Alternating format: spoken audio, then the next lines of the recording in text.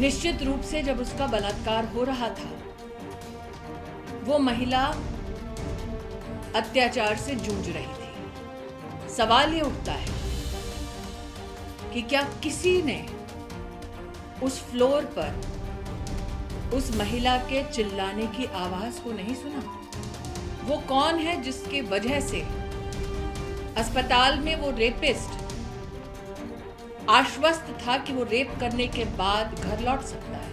एक लड़की का बलात्कार होता है अपने ही अस्पताल में, वो चिल्लाई तो किसी ने अस्पताल में सुना नहीं। मैं दोबारा कहती हूँ, तेरा रेप मेरा रेप की पॉलिटिक्स को बंद करें ममता जी। प्रदेश की होम मिनिस्टर ममता जी हैं। हेल्थ का चार्ज किसके पास है? मुख्यमंत्री कौन है?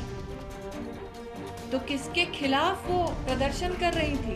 अपने खिलाफ। प्रोटेस्टर्स अनसेफ हैं, रेपिस्ट और मॉब सेफ है। ये कहां का न्याय? मीडिया के रिपोर्ट्स के मुताबिक उस महिला के मृत शरीर से, आंखों से, वजाइना से खून बह रहा था। उसकी छाती पर वार हुआ था, पेट पर वार हुआ था, टांगों पर वार हुआ था, दोनों हाथों के नाखून टूटे पाए गए। निश्चित रूप से जब उसका बलात्कार हो रहा था, वो महिला अत्याचार से जूझ रही थी। सवाल ये उठता है कि क्या किसी ने उस फ्लोर पर उस महिला के चिल्लाने की आवाज को नहीं सुना? मीडिया की रिपोर्ट्स के अंतर्गत ये भी जानने में आया है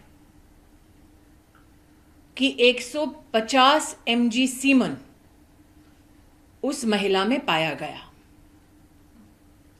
क्या ये एक रेपिस्ट का काम है? क्या ये संभव था कि वो व्यक्ति उस महिला को रेप भी कर रहा था, टांगे भी तोड़ रहा था, हाथ भी तोड़ रहा था, आंखें फोड़ रहा था, छाती पे मार रहा था, पेट पे मार रहा था, वो महिला चिल्ला रही थी और ना कोई सुन पाया, और ये सारा कृत्य उस एक रेपिस्ट ने अकेले किया? वो कौन है जिसके वजह से अस्पताल में वो रेपिस्ट आश्वस्त था कि वो रेप करने के बाद घर लौट सकता है? वो कौन है जिसने इतने जघन्य अपराध के बाद भी अस्पताल के उसी फ्लोर पर रेनोवेशन जारी रखा? क्राइम सीन कितना बड़ा है? अस्पताल में ये किसने डिसीजन लिया? वो कौन है पुलिस में जिसने इस महिला के माता पिता को फोन कर कर ये कहा कि लड़की ने आत्महत्या की है? उस ऑफिसर के खिलाफ अब तक क्या कार्रवाई हुई है? उस ऑफिसर को किसने निर्देश दिया, इंस्ट्रक्शन दिया कि वो लड़की के माता पिता को ये कहें कि सुसाइड हुआ है? वो ऑफिसर और उसका अगर सुपीरियर ऑफिसर है तो वो इस निष्कर्ष पर कैसे पहुंचे, और अगर किसी के इशारे पर पहुंचे तो वो व्यक्ति कौन है?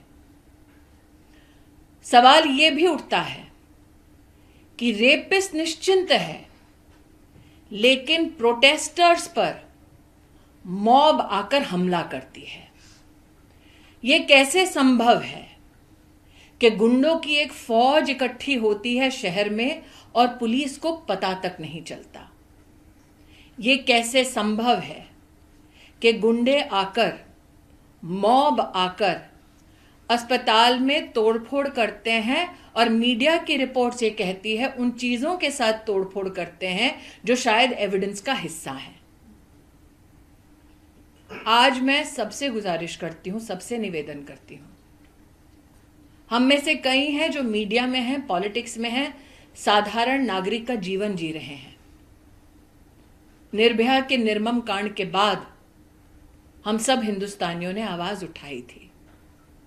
कानून में भी बदलाव लाया गया, कानून को सख्त किया गया, जुडिशरी में आज महिला के ऊपर हुए अत्याचारों के केस कितने समय से लंबित हैं, इस वक्त मैं उस पर चर्चा नहीं कर रही।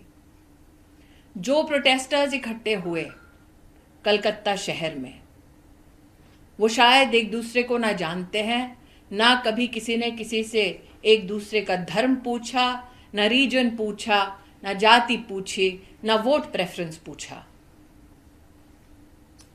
विषय है कि उस लड़की को न्याय मिलेगा या नहीं मिलेगा। मैं आज हर उस प्रोटेस्टर से जो सड़कों पर उतरा है इस महिला को न्याय दिलाने के लिए, उनसे कहना चाहती हूं, पश्चिम बंगाल के हर उस नागरिक के साथ जो इंसाफ की तलाश में है, पूरा देश एकजुट होकर खड़ा है। लेकिन हमें सवालों पर वापस ध्यान केंद्रित करना है। एक लड़की का बलात्कार होता है अपने ही अस्पताल में। वो चिल्लाई तो किसी ने अस्पताल में सुना नहीं। उसकी टांगें तोड़ी गई, पेल्विक रीजन तोड़ा गया, हाथ तोड़े गए, नाखून उखाड़े गए, छाती पर मारा गया, पेट पर मारा गया, आंखें फोड़ी गई, वजाइना से ब्लीड कर रही थी, आंखों से ब्लीड कर रही थी, और ये सब एक रेपिस्ट ने किया। सवाल कई हैं, जवाब का इंतजार जनता को है। मैम, मुख्यमंत्री ममता बनर्जी ने कुछ देर पहले ही उन्होंने भी एक प्रोटेस्ट रैली मार्च किया है। उसमें वो कह रहे हैं कि जो मुझे पता चला कि आरजीकर में जाकर सीपीएम और भाजपा ने तोड़फोड़ की है 14 तारीख को। मैं दोबारा कहती हूं, तेरा रेप मेरा रेप की पॉलिटिक्स को बंद करें ममता दी। क्या अब लड़की के बलात्कार के लिए, उसके इंसाफ के लिए हिंदुस्तान की जनता तभी आवाज उठाएगी उस लड़की की और उस प्रदेश की पॉलिटिक्स को देखकर? और अगर ममता जी को लेफ्ट विंग से इतनी ही परेशानी है तो वो इंडिया अलायंस छोड़ दें। लेकिन प्रश्न उठता है कि मिचिल विरोध प्रदर्शन किसके खिलाफ किया? प्रदेश की होम मिनिस्टर ममता जी हैं। हेल्थ का चार्ज किसके पास है? मुख्यमंत्री कौन है? तो किसके खिलाफ वो प्रदर्शन कर रही थी? अपने खिलाफ। जनता की आंखों में धूल झोंकना बंद करें। जनता जो जवाब मांग रही है उन जवाबों को दें।